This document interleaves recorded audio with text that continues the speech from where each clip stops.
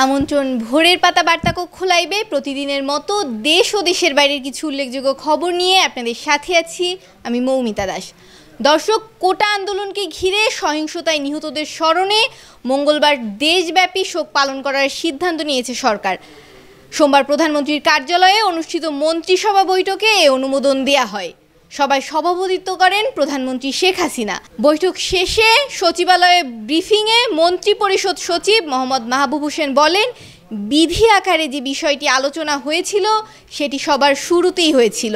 তিনি আরও বলেন, কোটা বিরোধী আন্দোলন নিয়ে যে পরিস্থিতির সৃষ্টি হয়েছে সেখানে স্বরাষ্ট্রমন্ত্রী মহোদয়ের পক্ষ থেকে প্রতিবেদন উপস্থাপন করা হয়েছিল এবং অন্যান্য মন্ত্রীরাও তাদের পক্ষ থেকে বিস্তারিত তথ্য উপস্থাপন করেছেন। দর্শক, অপরদিকে মির্জা ফখরুল সহ বিএনপি নেতারা শিক্ষার্থীদের কাঁধে বন্দুক রেখে সরকারকে নিশানা করেছে বলে অভিযোগ করেছেন আওয়ামী লীগের সাধারণ সম্পাদক ওবায়দুল কাদের। সোমবার ওবায়দুল কাদের বলেন, জনগণ দ্বারা বারবার প্রত্যাখ্যাত হয়ে ক্ষমতা দখলের জন্য ষড়যন্ত্র ও নৈরাজ্য সৃষ্টি এখন বিএনপি নেতাদের একমাত্র কৌশল।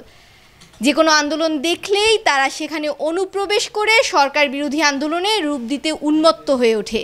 তিনি মির্জা ফখরুল ইসলাম আলমগীরের বক্তব্যের নিন্দা ও প্রতিবাদ জানিয়ে এক বিবৃতিতে এ অভিযোগ করেন।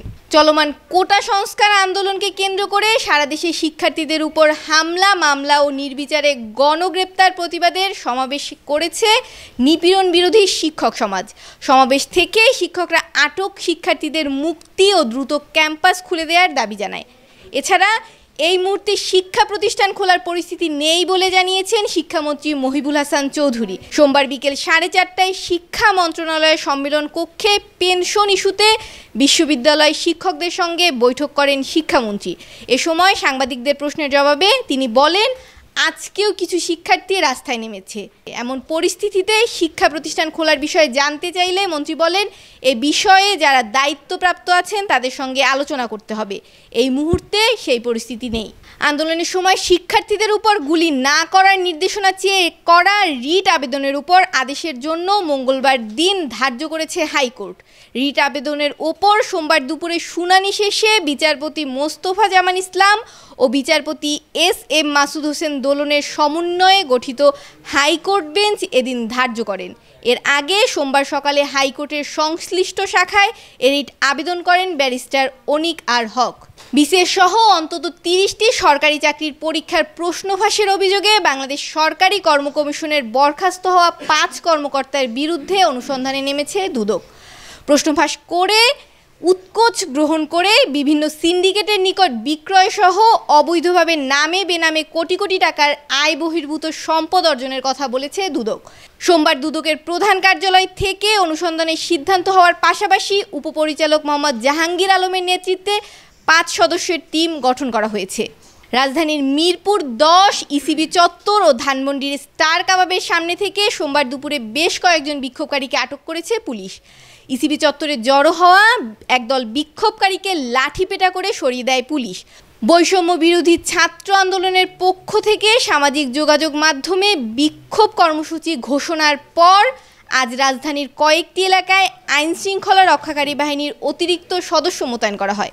আষাঢ় শেষ, শ্রাবণেও নেই বৃষ্টি, প্রখর রোদে শুকিয়ে যাচ্ছে সব কিছু।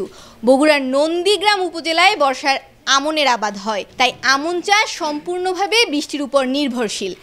এখন বর্ষা চলছে অথচ বৃষ্টির দেখা নেই। পর্যাপ্ত বৃষ্টিপাত না হওয়ায় বিপাকে পড়েছেন এই উপজেলার কৃষকরা।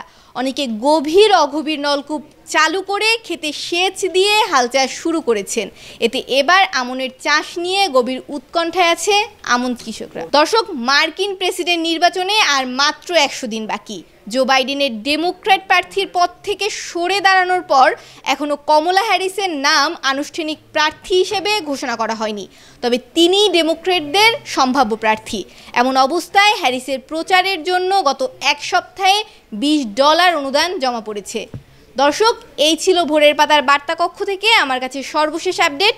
প্রতিদিনের সকল আপডেট সবার আগে পেতে ভোরের পাতার ফেসবুক এবং ইউটিউবে আমাদের সাথে যুক্ত থাকুন।